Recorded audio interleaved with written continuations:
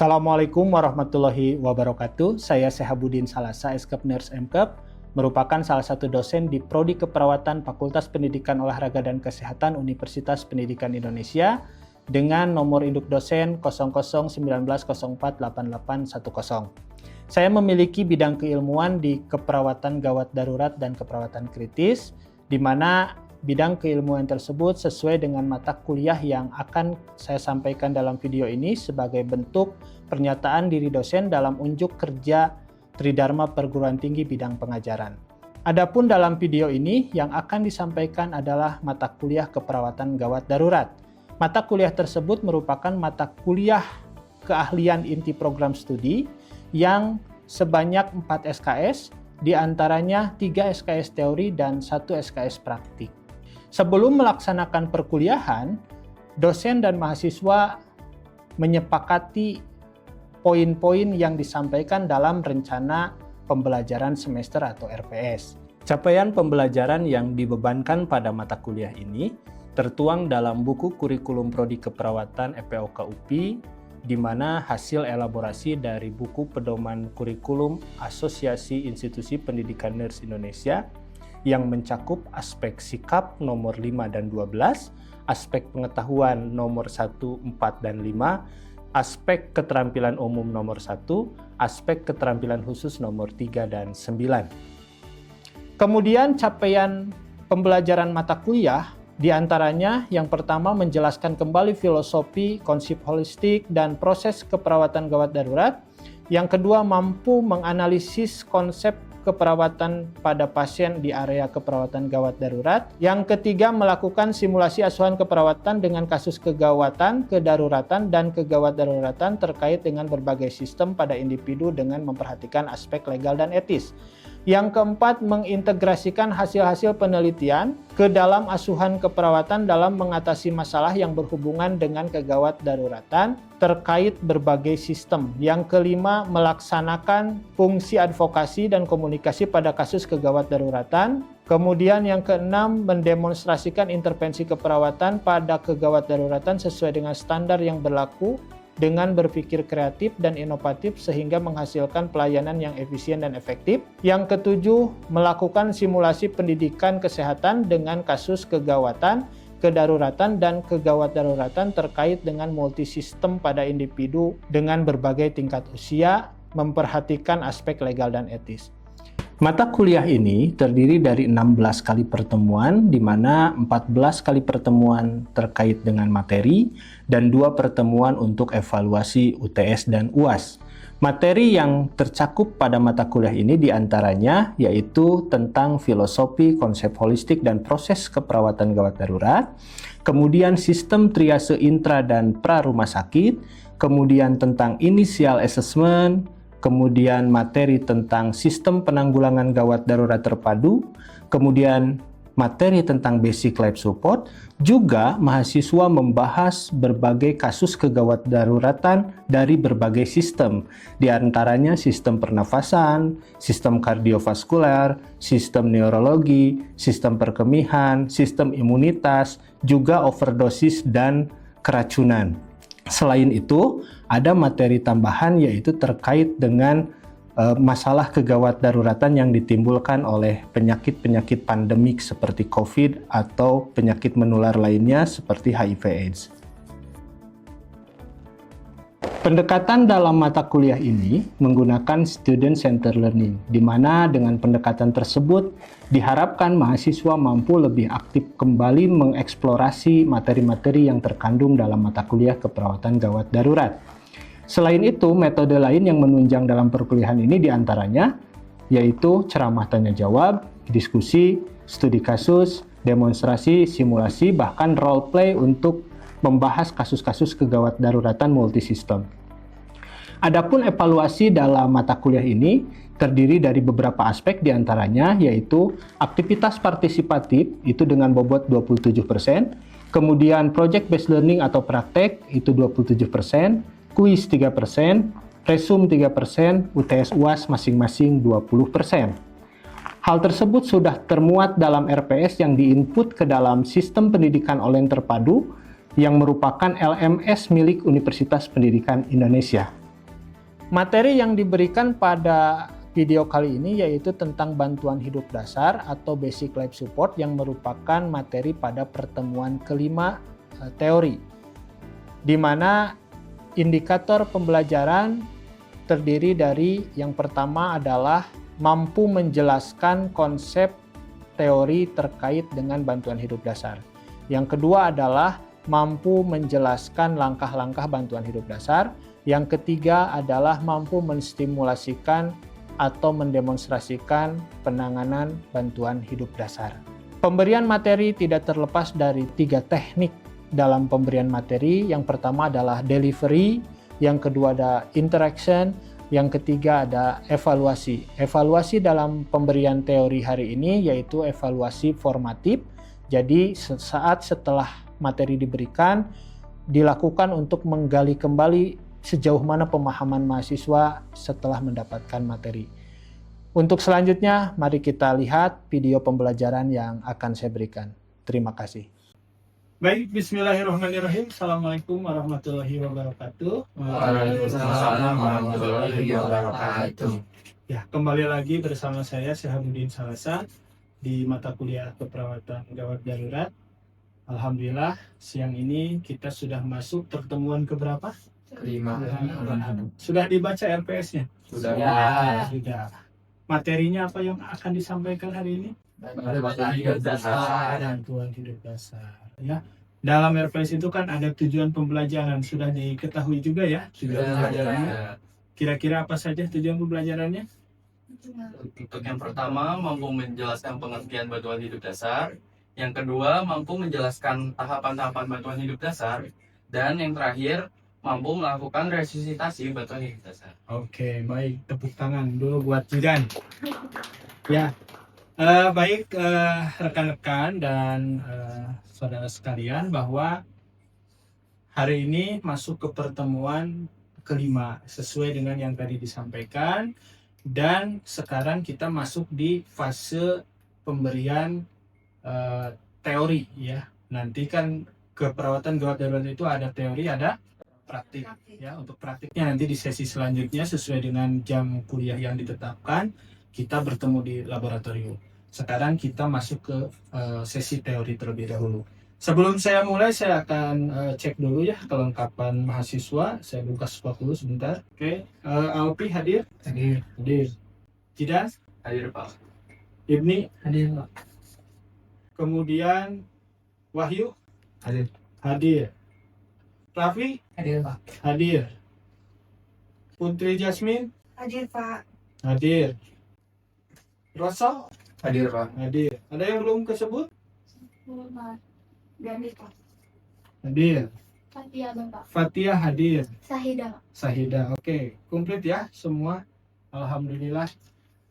Baik saudara sekalian, kita mulai perkuliahan hari ini. Sebelumnya gimana kabarnya? Baik. Perasaannya gimana? Mau mengikuti kuliah ini? Mau. Ya. Barangkali ada yang lagi pusing dengan tugas akhir, tidak ada ya? Ya, kita fokus dulu ke mata kuliah ini. Oke. Jadi tadi sesuai yang disampaikan adalah bantuan hidup dasar. Sebelum saya menginjak ke teori, konsep ya, sesuai tujuan pembelajaran, ada yang mau menyampaikan pendapat barangkali apa itu bantuan hidup dasar? Silakan Wahyu. Kalau untuk bantuan hidup dasar itu adalah bantuan yang dimulai dengan identifikasi cardiac arrest atau henti jantung dan merupakan pemulaan dari respon kegawat daruratan. Oke, tepuk tangan. Ya. Bagus ya. Jadi bahwa bantuan hidup dasar itu tadi dilakukan pada korban-korban atau pasien-pasien yang mengalami cardiac arrest atau henti jantung. Ada yang mau melengkapi? Silakan. Saya, Pak. Silakan Roso. Oke, bantuan hidup dasar adalah serangkaian upaya yang dilakukan pada pasien henti nafas dan henti jantung, dan dilakukannya itu sebelum pasien ini mendapatkan bantuan medis lanjutan. Oke, baik. Tepuk tangan juga buat Roso. Ya. Kira-kira setelah kita tahu itu alasan kenapa harus dilakukan bantuan hidup dasar, kira-kira saya ingin bertanya, siapa sih yang wajib dan boleh melakukan bantuan hidup dasar? Kira-kira siapa? Ya, ini. Bantuan hidup dasar sebenarnya bisa diberikan oleh seluruh orang jika mengetahui teori yang ada dalam materi bantuan hidup dasar. Tapi tenaga kesehatan paling penting untuk melakukan bantuan hidup dasar karena mereka sudah mengetahui dasar-dasar ilmu bantuan hidup dasar. Oke, bagus. Tukarannya buat Ibu. Ya, tadi sudah disampaikan apa itu bantuan hidup dasar dan siapa yang harus melakukan dan memahami bantuan hidup dasar. Betul dengan yang tadi disampaikan, ini yang tujuan pembelajaran kita. Jadi yang pertama kita harus tahu konsepnya, tahu langkah-langkahnya, dan yang terakhir adalah mampu melakukan resusitasi pada saat nanti kita praktik. Ya, di semuanya targetnya harus bisa. Kemudian tadi apa itu bantuan hidup dasar? Betul yang dikatakan Wahyu bahwa salah satu upaya untuk melakukan pertolongan pada kasus henti jantung, atau kalau dilengkapi henti nafas dan henti jantung. Ya, nah di sini ada dua organ yang ditangani, satu jantung, satu paru-paru. Oke, ya. Kemudian tadi siapa yang harus dan harus mampu dan harus melakukan bantuan hidup dasar jika ada korban? Tadi kata Ibni adalah semua orang wajib bisa, Pak. Betul. Kenapa alasannya? Ini. Ya. Ini riset yang ada di American Heart Association tahun 2020 bahwa 40 detik sekali manusia meninggal akibat serangan jantung. Setiap 4 detik. Bayangkan kita sudah berbicara berapa menit barusan. Nah, berapa jumlah yang meninggal gara-gara henti jantung. Ya. Nah, masalahnya apa? Masalahnya 95% pasien henti jantung meninggal sebelum ke rumah sakit. Jadi kalau kita perawat tenaga kesehatannya bisa bantuan hidup dasar, tapi duduknya di rumah sakit, tidak ada gunanya kalau pertolongan pertama di rumah itu tidak benar. Maka dari itu, semua orang yang ada di dekat korban wajib bisa melakukan bantuan hidup dasar, terlebih kita orang kesehatan. Ya. Bayangkan kemudian datanya berkurang kemungkinan hidupnya 10% setiap menit. Jadi kita punya waktu cuma 10 menit. Kalau 1 menit 10%, 10% hilang. Bisa dipahami ya? Bisa, Pak. Oke, kita lanjut dulu. Nah, ini ada beberapa penelitian yang sempat saya lakukan, ya. Yang pertama ini terkait dengan pengalaman partisipasi mahasiswa keperawatan dalam pertolongan kegawat daruratan di sport event. Ini kualitatif, tapi dari kualitatif ini muncul tema yang sangat penting bahwa banyak kejadian di olahraga yang menyebabkan henti jantung dan masih minim ya tenaga dalam melakukan pertolongan henti jantung tersebut. Artinya apa? Perlu dilakukan sosialisasi BHD ke semua elemen masyarakat. Ya. Nah, kenapa harus segera? Tadi berkurang 10% setiap menit. Nah, tetapi otak ternyata 8 menit saja tidak diberikan suplai oksigen, mati. Nekrosis. Sedangkan otak, jantung itu organ irreversibel. Ya, betapa pentingnya kita memahami tindakan kegawat daruratan. Dan ini beberapa penelitian juga yang menyebutkan bahwa kalau secepatnya ditolong kurang dari 1 menit, dari 100 orang 98 orang dapat diselamatkan. Tapi semakin lama 10 menit hanya 1 orang dari 100 orang. Jadi kecepatan dan ketepatan pertolongan ini kunci dalam melakukan bantuan hidup dasar. Ya, begitupun ini pada saat dilakukan oleh orang awam, Anda tidak perlu CPR yang ideal, tetapi cukup hands only CPR. Oke. Apa langkah-langkahnya? Anda cukup mengingat D, L, C, A, B. Apa D? Danger itu apa yang dilakukan? Aman diri, Aman diri, aman penolong, aman penolong, aman korban, aman lingkungan, aman korban. Ya, aman diri, aman lingkungan, aman korban. Ya, nah ini danger. Pakai handscoon, pakai APD, pakai apapun itu yang meminimalkan kontak langsung dengan pasien. Kemudian aman lingkungan. Ya, perhatikan lingkungan, jangan sampai ada yang membahayakan penolong maupun korban. Nanti korbannya jadi bertambah. Kemudian aman pasien, tempatkan di tempat datar dan keras. Ya, kalau Anda di rumah sakit mau resusitasi di bed, pasang dulu papan resusitator. Ya, nah DR, kemudian cek respon dengan cara apa? Menepuk. Ya, yang pertama dipanggil dulu verbal. Pak, Bu, bisa dengar suara saya? Bisa buka matanya? Kalau nggak ada respon, baru tepuk. Pak, Bu, gitu ya. Nah, apakah mendengar suara saya? Ya. Buka matanya, Pak. Buka matanya, Bu. Baru tidak ada respon, rangsang nyeri. Ya. Kalau dengan dirangsang nyeri, tidak ada respon, berarti pasien unresponsive. Baru DRC. C yang pertama adalah call for help. Caranya gimana? Telepon 119. Ya, kalau ada teman, tolong panggilkan ambulans 119 dan bawakan AED. Nanti temennya yang nelpon ke 119. Etikanya nelpon, Anda harus menjelaskan kondisi pasien sejelas-jelasnya dan jangan ditutup jika ada instruksi dari operator 119 untuk melakukan tindakan. Jadi selama ambulan dalam perjalanan kita masih bisa melakukan tindakan, ya. C yang kedua, cek nadi. Nadi orang dewasa di mana? Karotis, ya, 2 jari ke samping kiri, samping kanan dari Adam Apples atau dari pertengahan trachea, ya. Dilakukan maksimal 10 detik. Jika nadi tidak teraba, napas pasti tidak ada. Maka segera lakukan kompresi dada. Ada 4 quality of CPR. Ada yang tahu? 4 quality, ya, teknik. Kecepatan Kecepatan, berapa kecepatannya? 100 sampai 120 kali per menit. Terus, Kedalaman berapa? 5 sampai 6 cm. 5 sampai 6 cm. Full chest recoil. Full chest recoil, oke. Hembus dada. Yang keempat, Minimal instruksi. oke, bagus, ya. Jadi itu adalah quality of CPR. Ya, high quality of CPR. Jadi kualitas CPR yang baik itu harus memenuhi 4 aspek itu. Nah, ini salah satunya, ya, kecepatan.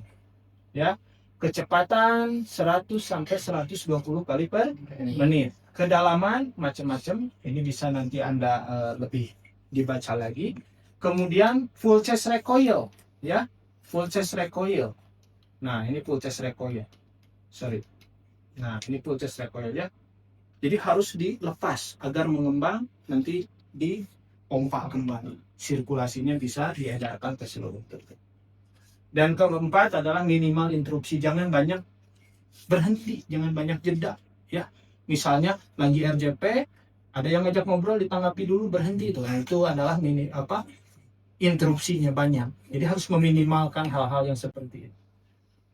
Oke. Nah, ini ada beberapa penelitian juga yang pernah saya lakukan. Salah satunya terkait dengan situation and competency of first responder.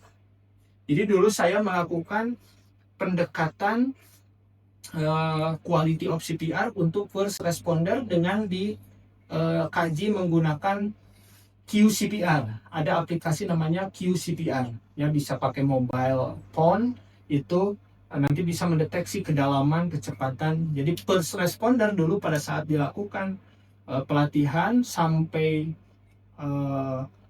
memaksimalkan kualitas CPR itu perlu 2-3 kali percobaan. Artinya apa? Artinya CPR ini wajib di refresh, ya. Jangan sudah belajar berhenti, tapi harus diulang terus-menerus. Bahkan ada beberapa literatur juga yang mengatakan per 3 bulan atau per 6 bulan harus di refresh. Nah, kemudian ini juga terkait dengan kesiapsiagaan perawat, ya, mahasiswa keperawatan saat COVID, karena pada saat COVID juga banyak kasus-kasus henti jantung yang resusitasinya berbeda karena kondisinya sedang ada infeksi dari virus corona itu ya. Nah, ini beberapa penelitian, kemudian ini full chest recoil yang tadi. Nah, kalau Anda mendapati alat ini juga alat yang bisa dilakukan atau digunakan untuk melakukan CPR. Ini namanya ya mechanical chest compression device. Jadi kalau alat ini tinggal dipasang, nanti dia akan mengombak sendiri. DRCA, A itu airway. Tindakan di airway cuma 2, ya, bersihkan dan buka jalan nafas. Bersihkan dan buka jalan nafas. Jadi jangan ditukar, dibuka dulu jalan nafas, nanti cairan bisa aspirasi. Tapi bersihkan dulu dengan cara apa? Cross finger sweep. Baru kita buka head till chin lead atau jaw thrust. Nah, jaw thrust digunakan pada korban-korban yang cedera sel ya. Nah, setelah dibuka jalan napasnya, baru breathing, DRCAB. Diberi bantuan napas berapa kali? 2 kali. Ya, 2 kali dengan jeda 6 detik sekali. Jadi tiup 1, 2, 3, 4, 5 ya, nah gitu. Setelah DRCAB ulangi ya, ini breathing ya, bisa pakai pocket mask, bisa pakai BVM 1 atau 2 orang. Artinya mouth to mouth sudah tidak dipergunakan, jadi harus pakai alat. Oke ya. Setelah DRCAB selanjutnya baru kita ulangi 30/2 selama 5 siklus. Jadi 30 chest compression, 2 ventilation itu sama dengan 1 siklus. Itu harus diulangi selama 5 siklus. Tidak boleh berhenti. Ya, jangan ada interupsi. Baru kalau sudah 5 siklus baru boleh dicek nadi untuk dievaluasi. Kalau nadi sudah ada, cek nafas. Napas belum ada, beri rescue breathing. Berapa kali? 10 kali per menit selama 2 menit. Berarti 20 kali per menit. Oke? Kalau tidak ada, setelah 5 siklus, jika cek nadi-nadinya tidak ada, kompresi lagi 5 siklus lagi. Tapi kalau dicek nadinya ada, napasnya belum ada, rescue breathing. Berapa kali? 20 kali dalam 2 menit. Tapi kalau cek nadi-nadinya ada, nafasnya ada kuat, posisikan recovery. Ya, jadi seperti itu. 30/2 teh hitungannya tuh 2, 3, 4, 5, 6, 7, 8, 9, 10. 2, 2, 3, 4, 5, 6, 7, 8, 9, 10. 3, 2, 4, 5, 6, 7, 8, 9, 10. Kasih 2. 1 siklus. Lanjut lagi, siklus kedua, ketiga, keempat, kelima, evaluasi. Cek nadi. Nadi tidak ada, lakukan 5 siklus lagi. Kalau nadi ada, cek nafas. Nafas belum ada, beri rescue breathing 20 kali dalam 2 menit. Ya, jadi seperti itu. Nah, ada juga alat yang digunakan yaitu automatic external defibrillation. Ya, alat kejut jantung. Jadi kalau ada alat ini wajib dipakai di sela-sela RJP, atau kalau dari awal sudah siap pakai dulu ini. Tapi syaratnya setelah diberikan alat AED ini wajib langsung di RJP 5 siklus. Jadi kalau tadi baru 2 siklus dipasang ini, setelah diberikan ini hitungan siklusnya mulai lagi siklus pertama. Paham ya? Ini tidak akan saya jelaskan lebih lanjut. Nanti pada saat di lab kita akan demonstrasikan dengan menggunakan AED. Ya. Oke. Kapan RJP dihentikan? Satu, ketika ada respon. Kalau hidup nadinya ada, hentikan, jangan terus. Atau yang kedua kebalikannya, jika ada tanda-tanda kematian, paling mudah lihat pupilnya. Kalau pupilnya membesar, artinya sudah mati batang. Kemudian yang ketiga, penolong kelelahan. Tidak ada bantuan yang datang-datang, kita udah 5 kali 5 siklus, gitu. Capek kan? Ya, boleh dihentikan. Atau yang keempat, do not resuscitation. Kalau di rumah sakit biasanya pasiennya dikasih gelang warna ungu, ya. Nah, atau kalau saat kondisi tertentu keluarganya yang meminta tolong dihentikan karena kami sudah ikhlas misalnya. Itu termasuk ke dalam kategori donor resuscitation. Baik, mungkin itu yang bisa disampaikan. Ya, kesimpulannya adalah pada intinya everyone can save life. Jadi semua orang bisa menolong untuk menyelamatkan nyawa, gitu ya. Baik, ini beberapa kepustakaan yang bisa Anda cari. Ya, sebelum kita akhiri, silahkan ada yang ingin ditanyakan terlebih dahulu terkait materi ini. Ya, silahkan Ibni. Sebelumnya izin bertanya, ketika recovery position itu setiap berapa detik kita harus melihat evaluasi nadi dan nafas pasien? Oke, bagus pertanyaannya ya. Jadi setelah kita melakukan evaluasi dan pasiennya ada nadinya, ada nafasnya, di recovery position harus dicek setiap berapa kali. Sama dengan 5 siklus. 5 siklus itu sama dengan 2 menit. Jadi setiap 2 menit silahkan Anda cek nadi. Bisa dipahami? Bisa Bapak. Ada lagi yang ingin ditanyakan? Saya Bapak. Silahkan Roso. Saya ingin bertanya Bapak, apabila saat kita melakukan tindakan BHD, tapi hanya ada satu penolong gitu Pak. Nah, prioritas tindakan apa yang ada dalam BHD Pak? Kalau misalkan cuma ada satu penolong. Oke. Kalau ada satu penolong artinya kita tidak bisa memaksimalkan bantuan nafas. Jadi yang dilakukan apa? Cukup hands only CPR. Berapa kali dilakukan dengan kecepatan, kedalaman, pulse recoil sesuai standar high quality CPR, dilakukan selama 2 menit, setiap 2 menit evaluasi. Bisa dipahami ya? Bisa Pak. Cukup? Ada lagi? Oke, baik, kalau cukup sesi teori saya cukupkan. Sebelum kita akhiri, barangkali ada yang mau mengulas kembali apa yang disampaikan hari ini. Silahkan, siapa? Silahkan. Baik Bapak, perkenalkan saya Fathia Alfat. Tadi saya akan mencoba untuk menjelaskan ulang terkait BHD gitu ya. BHD itu bantuan dasar yang dilakukan rangkaian tindakan untuk menyelamatkan pasien dengan henti jantung atau henti nafas. Tadi ada beberapa rangkaiannya, ada DRCAB yaitu danger, aman diri, lingkungan, dan aman korban. Ada R, respon, mengecek respon pasien. Setelah itu ada C, yaitu call for help untuk C yang pertama. Setelah call for help, ada C yang kedua itu circulation, mengecek nadi pasien. Apabila nadinya tidak ada, maka kita lakukan kompresi dada. Nah, apabila nadinya sudah ada, pun napasnya sudah ada, itu boleh dilanjut ke tahap yang selanjutnya, yaitu DRCA, yaitu airways. Ada 2, yaitu ada untuk membersihkan jalan nafas terlebih dahulu, yang kedua adalah membuka jalan nafas. Setelah A, itu ada B, breathing, memeriksa atau memberikan bantuan nafas. Setelah dievaluasi, nadi dan juga nafasnya ada, itu boleh dilakukan recovery position. Oke, baik, tepuk tangan. Ya. Alhamdulillah, pada prinsipnya materi yang tadi sampaikan sudah bisa diterima, tetapi ini tidak cukup. Anda harus membaca beberapa literatur, bahkan riset-riset baru ya, terkait dengan penanganan. Untuk evaluasi selanjutnya, ini merupakan secara teori masuk ke UTS. Dan untuk praktiknya nanti saat kita di sesi pertemuan besok untuk jadwal praktiknya di laboratorium. Ya, baik, kalau tidak ada yang ditanyakan lagi sebelum kita akhiri, saya sudah membuat kuis melalui platform Slido yang linknya sudah saya berikan di LMS-nya masing-masing. Anda cek spotnya masing-masing, di sana ada linknya, kuisnya tentang kegawat daruratan, yaitu subnya adalah basic cardiac life support ya.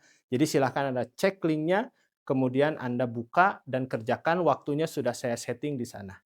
Terima kasih atas kehadirannya ya. Selamat beraktivitas kembali dan jangan lupa untuk mengulas kembali materi ini setiap waktu, setiap saat. Ya. Demikian, Assalamualaikum warahmatullahi wabarakatuh. Waalaikumsalam warahmatullahi wabarakatuh.